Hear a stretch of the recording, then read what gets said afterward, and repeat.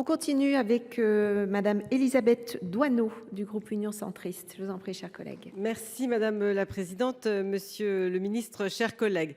Je me réjouis tout d'abord de ce débat à l'initiative des Républicains, 2 ans après la commission d'enquête sur l'hôpital.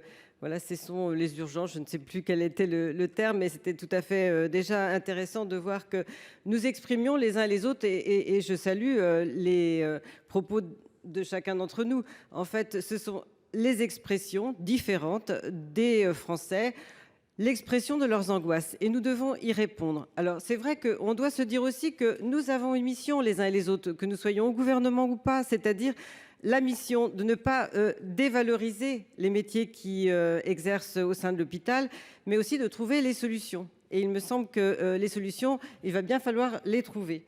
Alors moi je parle en tant que rapporteur du budget de la sécurité sociale, donc ça ne vous étonnera pas que je parlerai du financement de l'hôpital.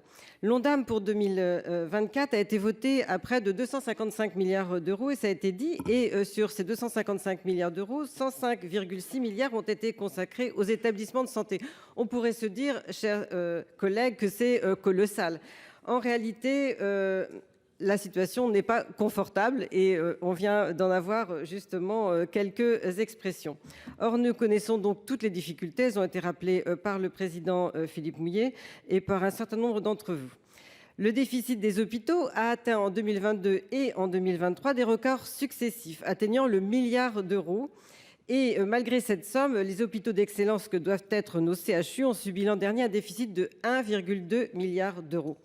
Ainsi, alors que 13 milliards d'euros de dettes ont été transférés à la Caisse d'amortissement de la dette sociale pour améliorer la situation financière des hôpitaux, le financement actuel reconstitue à une vitesse préoccupante une dette hospitalière abyssale.